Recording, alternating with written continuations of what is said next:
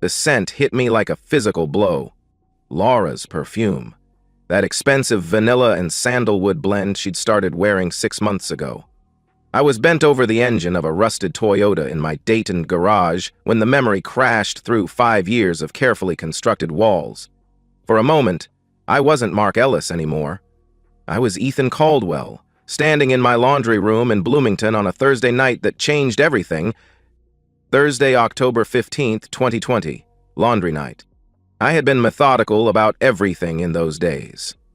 Thursday was laundry. Saturday was groceries. Sunday was family dinner, though family had become increasingly loose. Laura worked marketing at the insurance company. Mason was 17, more interested in his phone than conversation. Lily was 15 and already showing signs of entitled attitude. I was sorting through the week's clothes when something crinkled in Laura's coat pocket. The receipt fell to the concrete floor like a confession. The Marriott, downtown Bloomington, room charge $189.00. Date, September 22nd, 2020. September 22nd. I remembered that date perfectly because I'd worked a double shift, sleeping in my truck between crews rather than drive home for 4 hours. Laura had texted around midnight. Working late on the Morrison account. Don't wait up. The receipt felt heavier than paper should. Room service charges, $67.50. 2 entrees, 2 glasses of wine. I stood there in that buzzing fluorescent light, holding proof of my wife's betrayal, and felt relief. Not the sharp pain I'd expected, but relief. For months I'd been living with this gnawing sense that something was wrong, that I was slowly going crazy. The distance, the late meetings, how Laura flinched when I touched her unexpectedly. Now I knew I wasn't crazy. I was methodical, even then. I photographed the receipt from 3 angles, noted the timestamp, room number, itemized charges. Then I folded it carefully and placed it back exactly where I'd found it.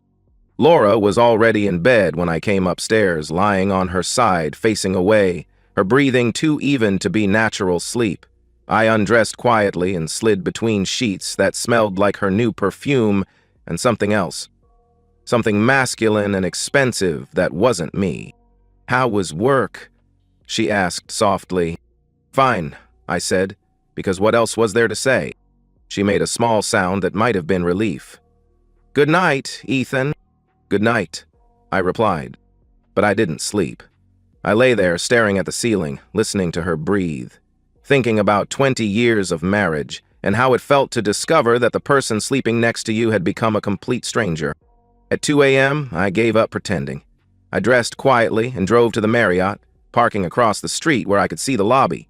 Everything looked normal and mundane, just a hotel doing business in the early hours. But somewhere in that building, my wife had betrayed 20 years of marriage.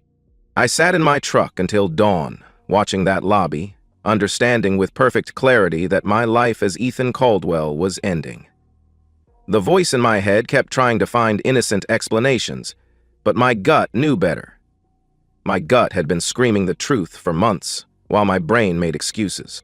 I'd been suffocating under the weight of being not enough for so long that I'd almost convinced myself it was normal. Not exciting enough, not successful enough, not ambitious enough. Just Ethan Caldwell, shift worker and husband, trying to hold together a family that had already decided he didn't matter. The receipt changed everything, because it gave me permission to stop pretending. Over the following 2 weeks, I became a ghost in my own life. I went through the motions of being a husband and father while systematically documenting the decay of everything I'd spent 20 years building. The methodical part of me, the part that troubleshot complex machinery at the plant, took over completely. Laura's second phone was the first breakthrough. I found it wedged between her car seat and center console while she was inside the grocery store. An iPhone with a pink case I'd never seen, password protected but warm from recent use. I didn't try to break into it. Instead, I memorized the number from the lock screen and photographed the device from every angle, noting exactly where I'd found it before sliding it back. When Laura returned with groceries, chattering about sales and expenses, I helped her load bags and said nothing about the secret phone 3 feet away. The credit card statements were easier. Laura handled our finances but had grown careless about hiding papers. 3 different restaurants I'd never been to, all expensive places downtown. Charges that corresponded perfectly with her working late nights. Always for 2 people. Appetizers, 2 entrees, wine, dessert. I photographed every statement, every suspicious charge, building a timeline clearer than any private investigator could have provided. My wife wasn't just cheating, she was living an entire double life, funded by our joint account while I picked up extra shifts to cover what I thought were legitimate business expenses. But I needed to know who. The answer came Wednesday evening, when I followed her from her office building. She'd texted about working late again, but instead of staying downtown, she drove to the kind of neighborhood where houses had circular driveways and 3-car garages. She pulled into the driveway of a Tudor-striped house with perfect landscaping. Instead of knocking like a visitor, she walked to a side entrance and used a key like she belonged there. Grant Whitaker. I recognized him now. Successful insurance executive, country club member, married to a woman who volunteered at the children's hospital.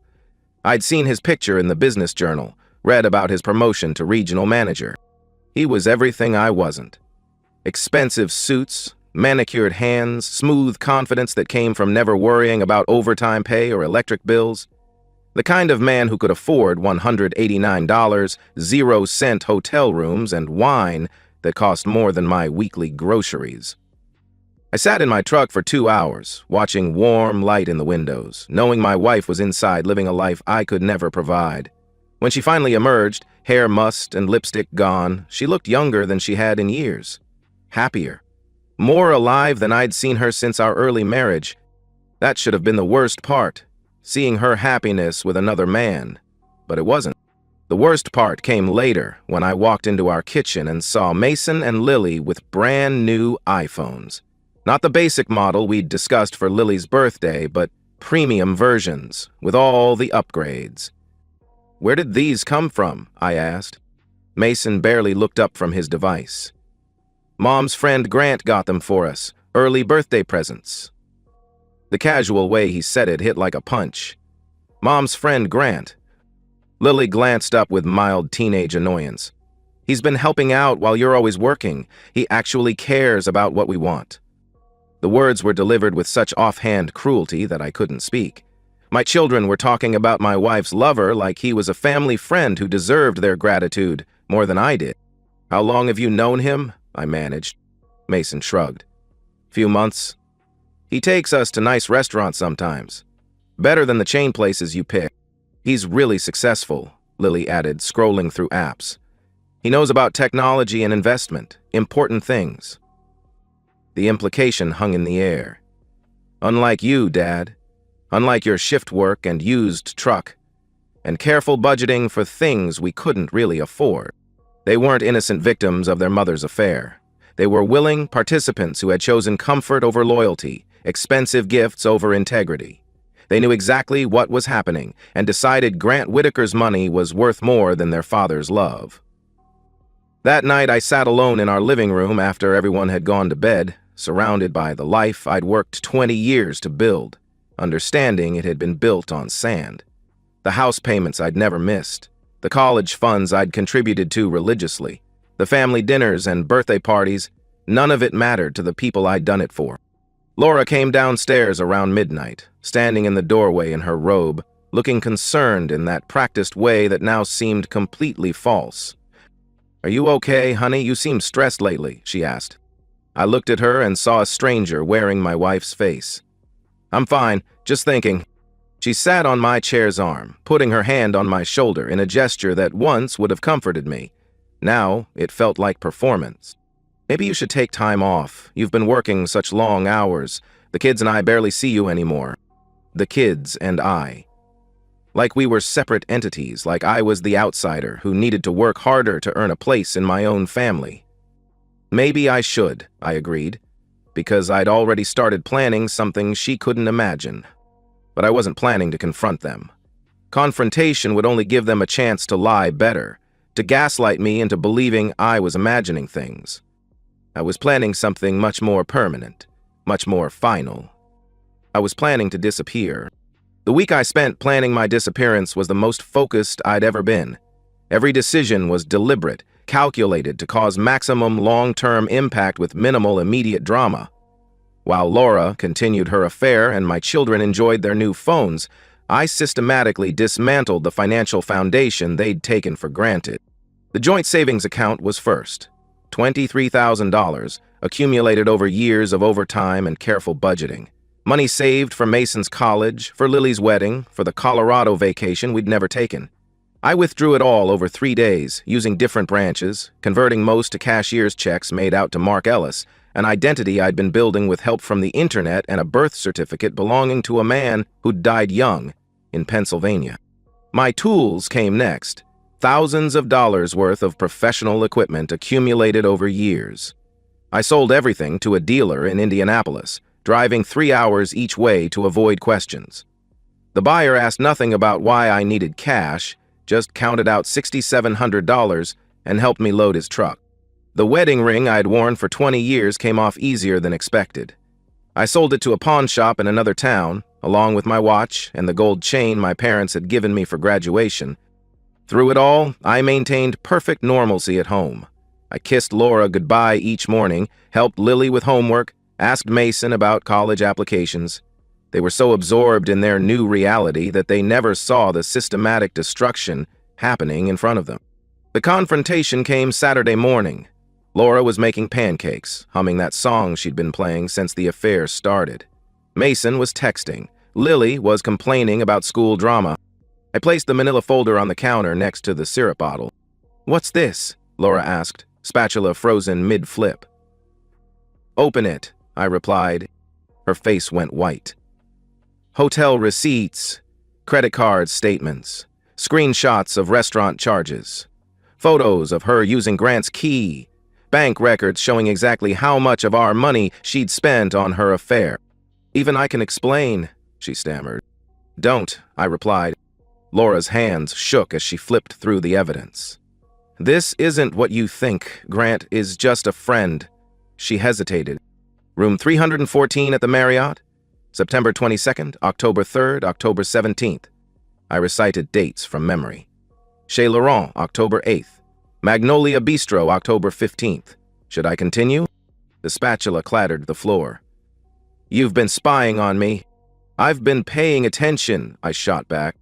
That's when Mason and Lily walked in, seeing the papers spread across the counter, seeing their mother's tears, seeing me standing like a judge, delivering verdict.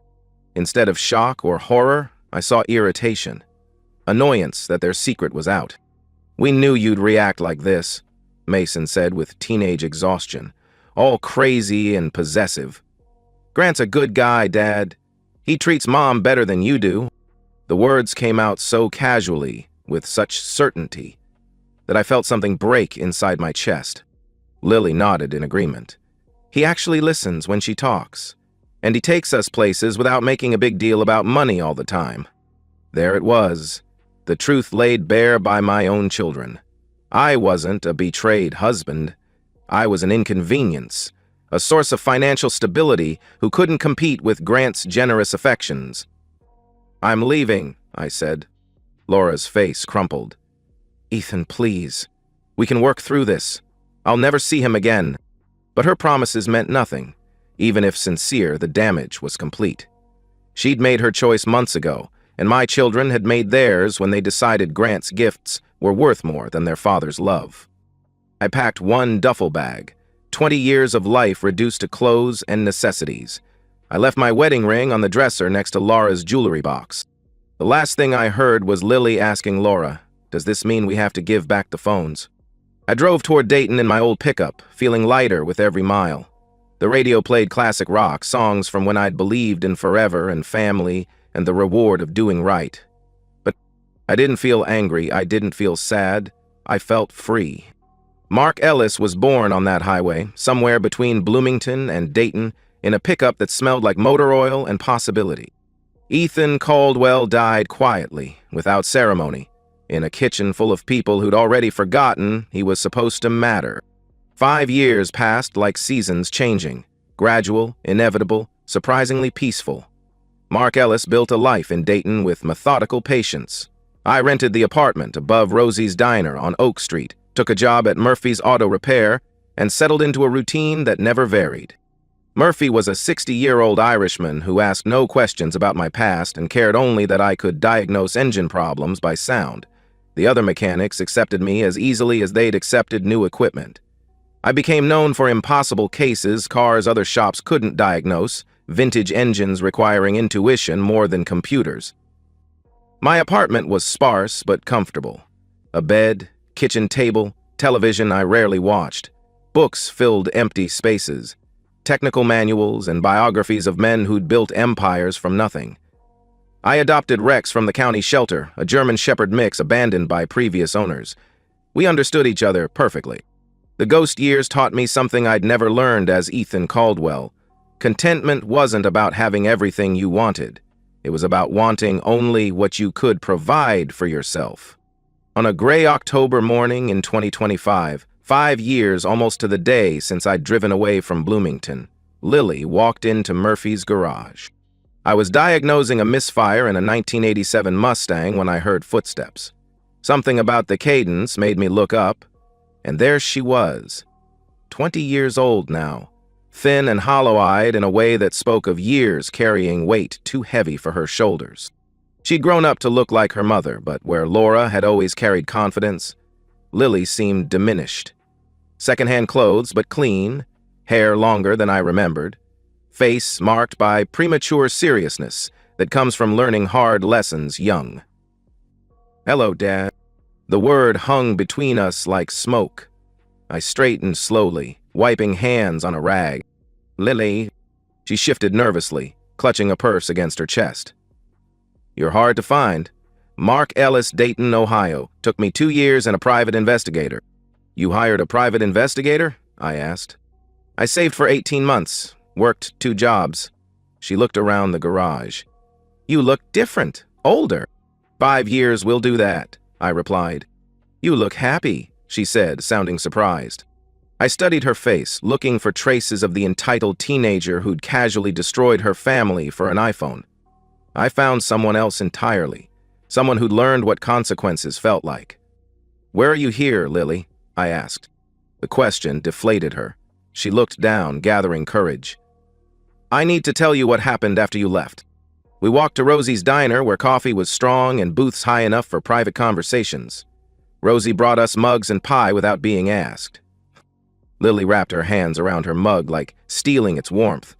"Mom filed for divorce 6 months after you left, claimed abandonment, told everyone you were unstable, that you'd run from responsibilities."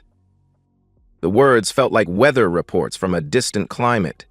Someone else's pain in someone else's life. "Grant's wife found out about the affair 2 months after you disappeared," Lily continued. "Patricia found hotel receipts in his car. She went completely insane, came to our house screaming, calling Mom names, threatening to destroy her reputation." I sipped coffee and waited. But that wasn't the worst part. Patricia waited for Grant in his driveway one evening. When he came home, she shot him. The words hit like cold water. She killed him? 3 times in the chest, then called 911 and waited for police. Lily's hands shook.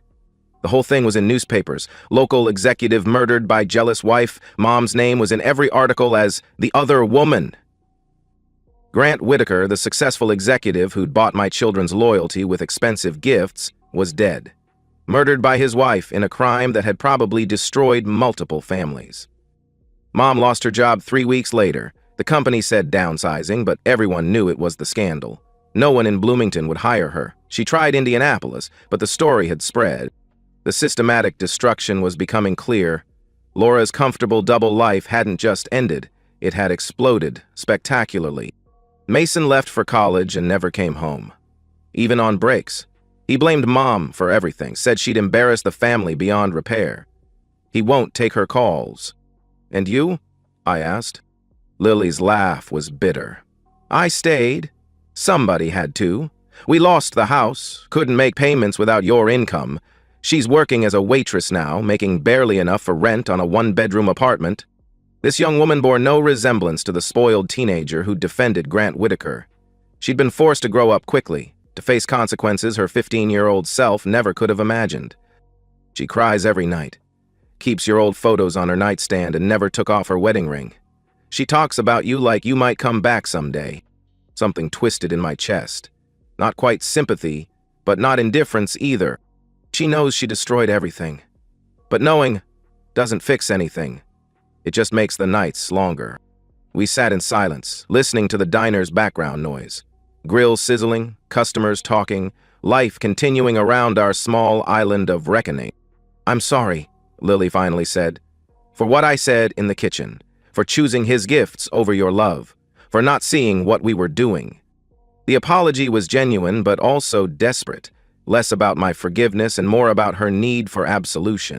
"We were kids," she added. "You were 17 and 15, I said gently. "Old enough to understand loyalty, old enough to know actions have consequences." Her face crumpled. "I know.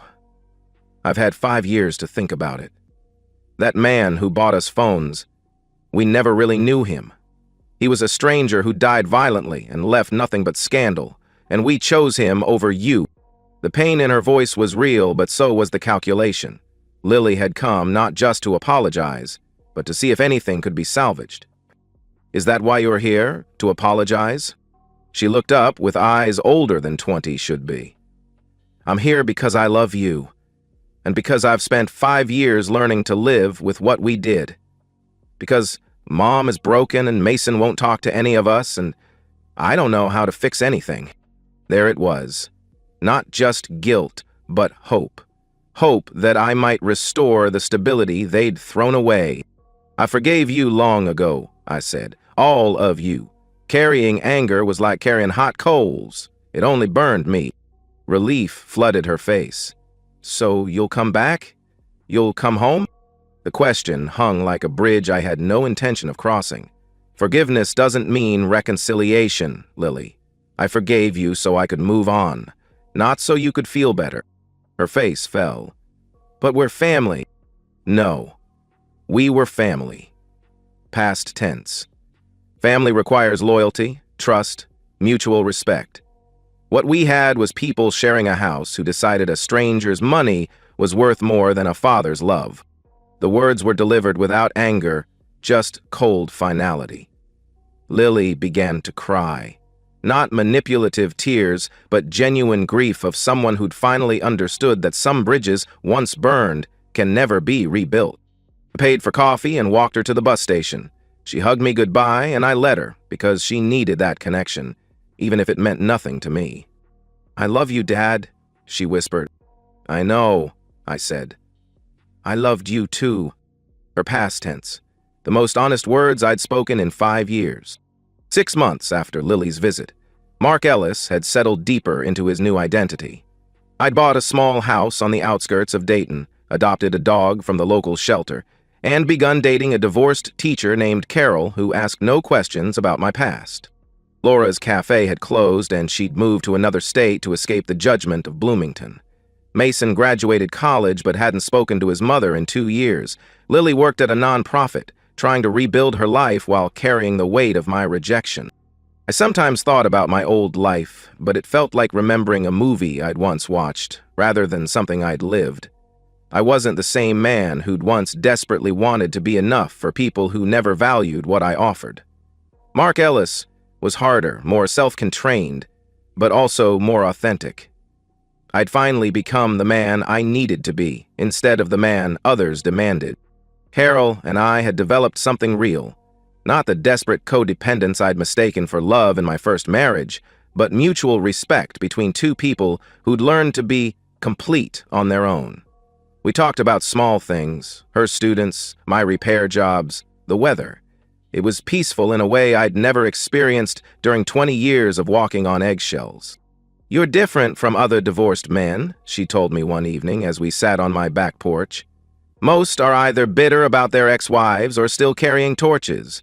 You seem resolved." "I made peace with letting go," I said, and it was true. The private investigator's report had arrived 3 weeks earlier, Lily's doing, apparently, wanting to check on me from a distance. It contained the basic facts of Mark Ellis's life. Employed mechanic, homeowner, dog owner, relationship with local teacher. No criminal record, no debts, no complications. A perfectly ordinary existence, which was exactly what I'd wanted. Rex was aging but still enthusiastic about our morning walks. At 7 years old, he'd learned to trust that I wouldn't abandon him the way his previous owners had. We understood each other completely. Two creatures who'd been discarded and found better lives because of it. Murphy had started hinting about retirement, suggesting the right person might take over the garage. The idea appealed to me, not because I needed to build something impressive, but because I'd found work that satisfied me and customers who appreciated competent service without drama. On quiet evenings, I reflected on the mathematics of revenge. Most people imagined it required elaborate schemes, dramatic confrontations, complex plans designed to inflict maximum suffering. But the most effective revenge was much simpler. Building a better life and refusing to let the people who'd hurt you participate in it. The Ethan Caldwell who'd discovered that hotel receipt had been desperate for validation from people who'd already decided he wasn't worth their full attention. He'd measured his success by their happiness, his identity by their approval, his worth by their satisfaction. Mark Ellis had learned to measure his worth by his own standards. He'd discovered that the opposite of love isn't hate, it's indifference. And indifference, it turned out, was the most powerful weapon of all. Late at night, when I couldn't sleep, I'd look at myself in the bathroom mirror. The face looking back was older, marked by years of honest work and simple living, but the eyes were clearer than they'd been in decades, free from the desperate need to be enough for people who decided I wasn't. Mark Ellis, I'd say quietly, testing the name, that had become more real than the one I'd been born with. The man in the mirror would nod back, satisfied with the trade he'd made, surrendering a family that had never really valued him in exchange for a life built on his own terms, free from the exhausting work of trying to earn love from people who'd proven themselves incapable of giving it. The story ended with me working in my garage, content in my solitude, understanding that the best revenge isn't elaborate schemes or dramatic confrontations. Sometimes it's simply refusing to let people who betrayed you have any place in the life you build afterward. The final image was of me looking at myself in my bathroom mirror, seeing Mark Ellis instead of Ethan Caldwell, and feeling genuinely at peace with the trade. It was the best deal I'd ever made. And that's the end of today's story. If you enjoyed it, please give this video a thumbs up and drop a comment below. Your support helps the algorithm push my content further. If you're new to the channel, don't forget to hit that subscribe button. It really helps me keep creating more stories for you. Thanks for watching, and I'll see you in the next one.